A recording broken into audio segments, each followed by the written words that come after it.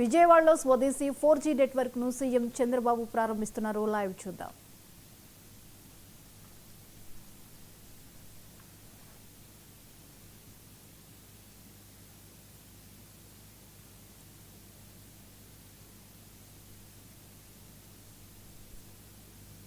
Smart phone ఉండాలి, ఇది essential.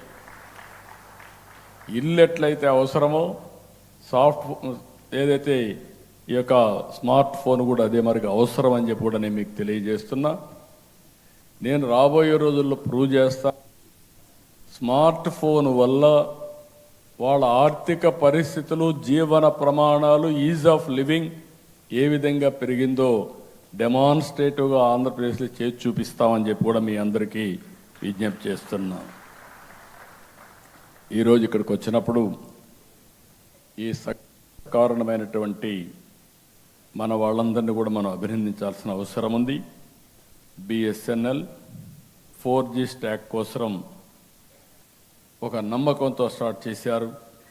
2020లో BSNL cancelled its global tender to ensure India's telecom future would not depend on foreign suppliers అని bold decision తీసుకున్నారు. ఆ తర్వాత తీసుకున్న తర్వాత IITs, BSNL, MTNL and TEC created bold blueprint తయారు చేశారు. టీసీఎస్ కూడా ఇందులో జాయిన్ అయింది. CDOT I'm very happy. Backbone అవసరమైనటువంటి కోర్ బ్యాక్ బోన్ తయారు చేశారు. Tejas for radio access networks తయారు చేశారు. అదే మరిగా వీళ్ళందరూ కలిసి ఈరోజు ఇలాంటి వండర్ఫుల్ ప్రోడక్ట్ని తీసుకొచ్చారంటే మనస్ఫూర్తిగా అభినందిస్తున్నా. ఒక్కసారి 4G వచ్చిన తర్వాత ఇంక ఏది కూడా అసాధ్యం కాదు. ఎవ్రీ 10 years ఒకసారి ఇవి మారుతూ ఉంటాయి.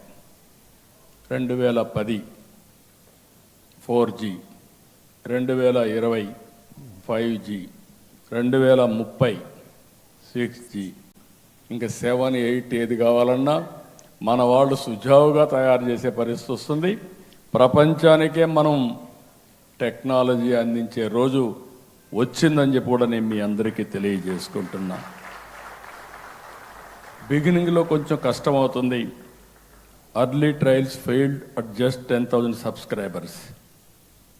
ఆ తర్వాత స్టెప్ 1 1 lakh, స్టెప్ 2 1 million, తర్వాత 3 million, తర్వాత 5 million, తర్వాత 22 million సబ్స్క్రైబర్స్ వచ్చే పరిస్థితికి వచ్చారు.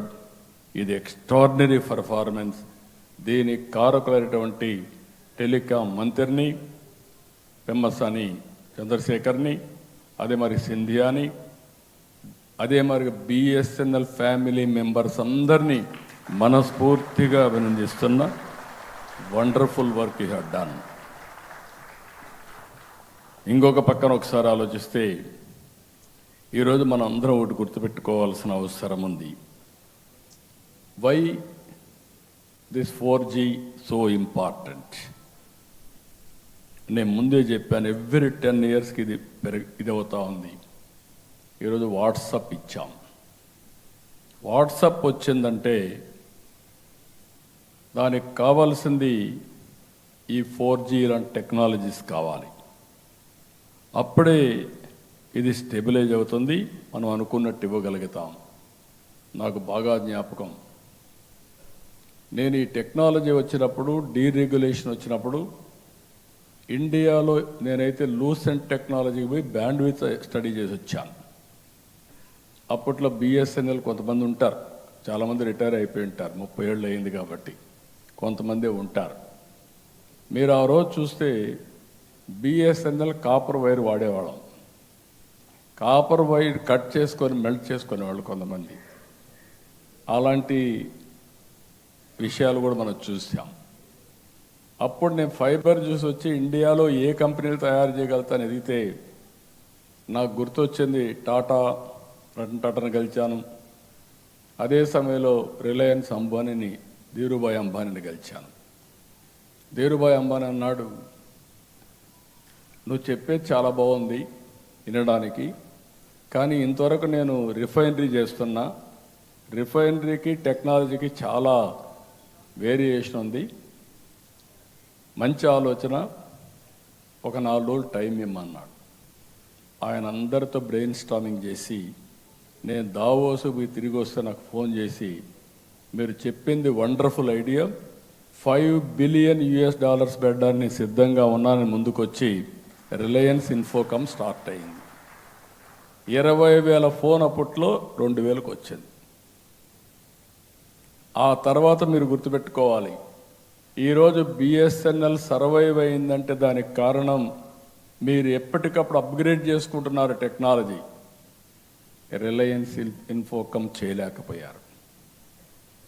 అందుకే అది దెబ్బతినే పరిస్థితికి వచ్చింది. టెక్నాలజీ ఈజ్ ఆల్వేస్ ఒక ఇన్నోవేషన్లో ముందుకు పోతే తప్ప, మ్యాచ్ అయితే తప్ప సాధ్యం కాదు. ఒకప్పుడు బిఎస్ఎన్ఎల్ ఉంటుందా అనుకున్నప్పుడు ఈరోజు బిఎస్ఎన్ఎల్ ఈ దేశానికి ఒక దశ దిశ నిర్దేశించే పరిస్థితికి వచ్చింది.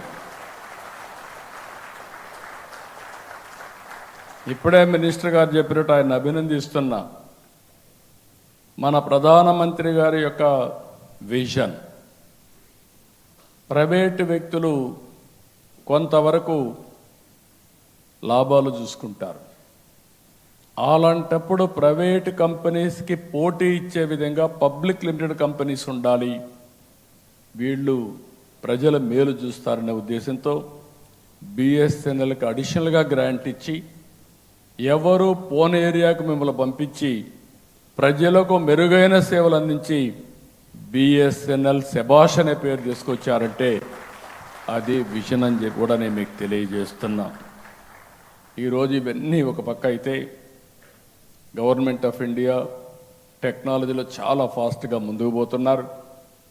ఈరోజు సెటిలైట్స్, మొన్నటి వరకు సెటిలైట్ అంటే శ్రీహరికోటలో లాంచ్ చేస్తే మనం చూసేవాళ్ళం, ఆనందపడిపోయేవాళ్ళం. ఈరోజు ప్రతి ఒక్కరూ లాంచ్ చేసే పరిస్థితికి వచ్చేసారు. అందుకే నేను స్పేస్ సిటీ స్టార్ట్ చేశా.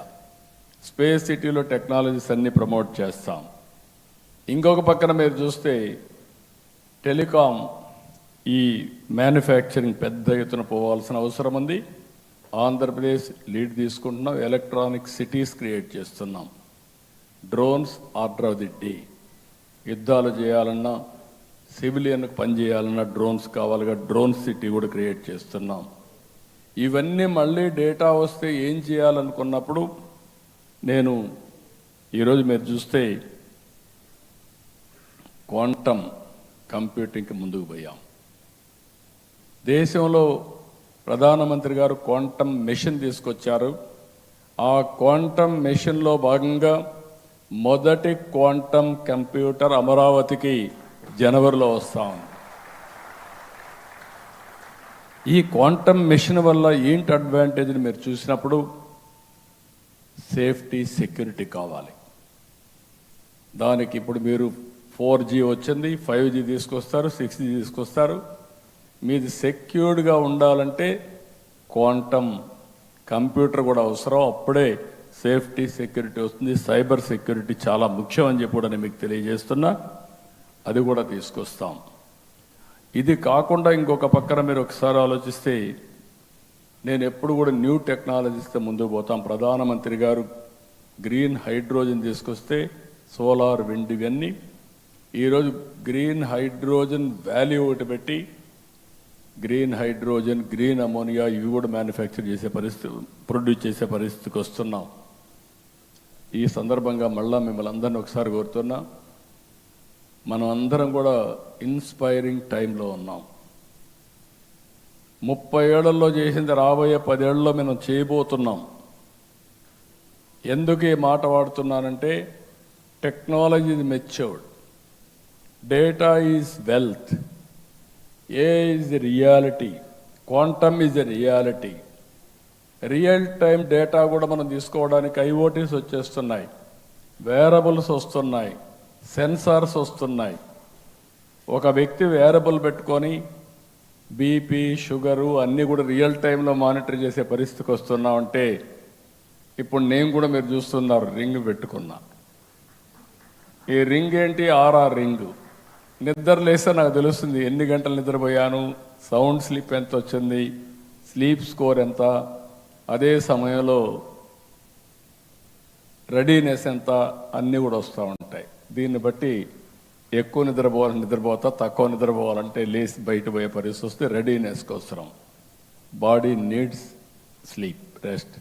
అదే సమయంలో అల్ట్రా హ్యూమన్ సెన్సార్లు వచ్చేసాయి.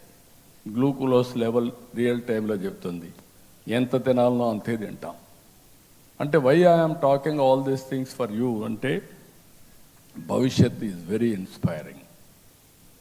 42 పారామీటర్స్తో అవేర్ ద్వారా ఆల్ పారామీటర్స్, రెయిన్ఫాల్, రిజర్వాయర్లో water, soil moisture, wind direction, wind quality, thunderbolt, ఇలాంటి అన్నీ కూడా మనం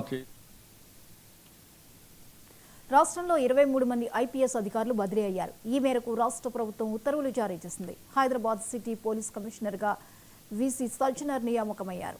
ప్రస్తుతం